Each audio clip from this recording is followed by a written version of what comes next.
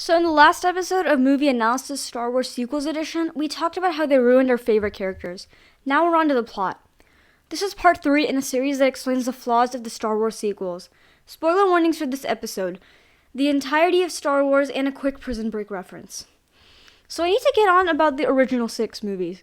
The prequel trilogy was about Palpatine's rise to power and how he managed to manipulate Anakin. The Clone Wars was actually just 2 governments fighting each other and had a lot of politics and corruption if you think about it.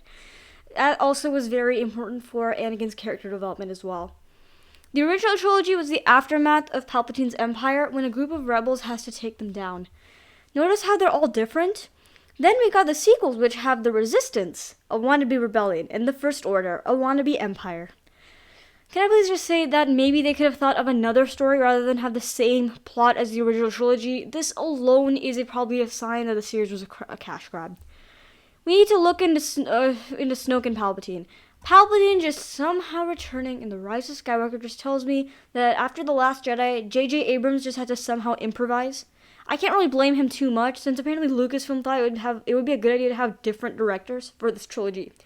Fun fact, someone else was actually supposed to direct The Rise of Skywalker, but they backed out, so Abrams had to come in.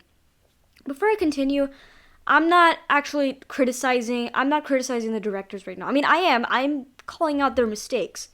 But I'm not going to resort to calling them bad directors. I mean, J.J. Abrams directed Mission Impossible 3, and probably did some work on Person of Interest, which were actually well written. And, it was Mission Impossible 3, a good movie, Person of Interest. I'm currently watching it, but it's a good show. The sequels do not make him a bad director. I mean, there were just a couple of mistakes he made. Even then, I would probably be criticizing Disney's decision for all that. I mean, what was he really supposed to do with most of this? The same also has to apply to Rian Johnson. He actually probably did direct movies in the past that did well. What I'm about to say right now, it's mainly criticizing Disney. So please do not go down into the comments or don't start canceling these guys on Twitter or whatnot. We're not calling these guys bad directors. Every single director has made good films and bad films. Yes, mistakes were made in these films, but again, that does not necessarily imply that they're bad directors. Alright. So the Raimi trilogy of Spider-Man, which consisted of Spider-Man, Spider-Man 2, and Spider-Man 3, had the same director, Sam Raimi. That's one reason why the story was mostly consistent and why so many people respect that franchise. Then, in the Amazing Spider-Man duology, although they weren't well received, they weren't received as well from most people, they had the same director, Mark Webb.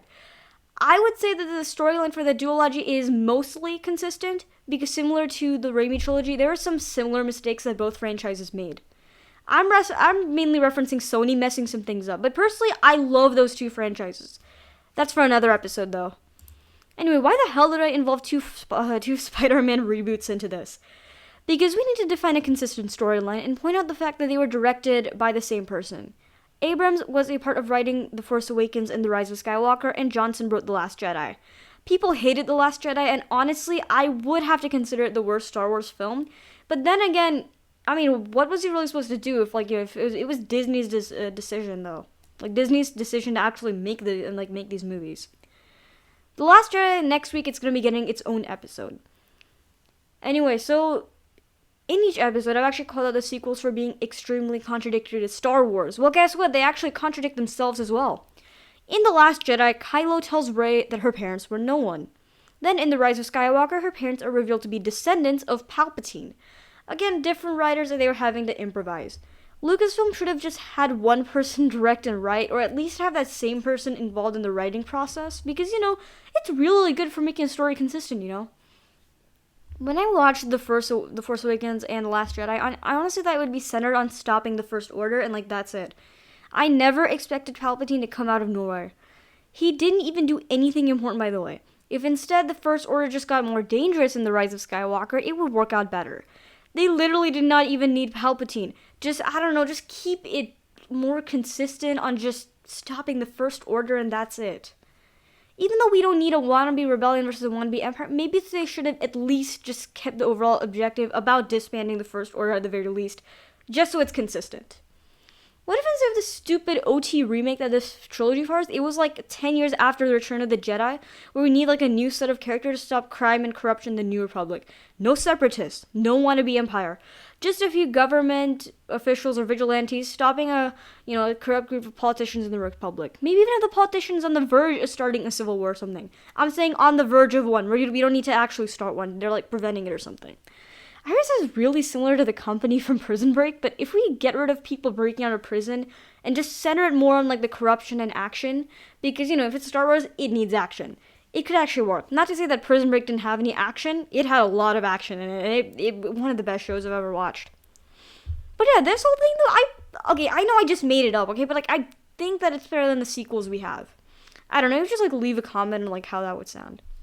Once again, I do not mean to offend anyone who worked on the script. This was just supposed to point out flaws in the script, and storyline is not meant to slam anyone. Again, do not cancel any of the directors on Twitter, or like don't send them hate or harass them. That's not what we do. Again, they're not necessarily bad directors based on these films. This is part 3 of a series pointing out the flaws of the Star Wars sequel trilogy. Thanks for watching, and stay tuned in for episode 4.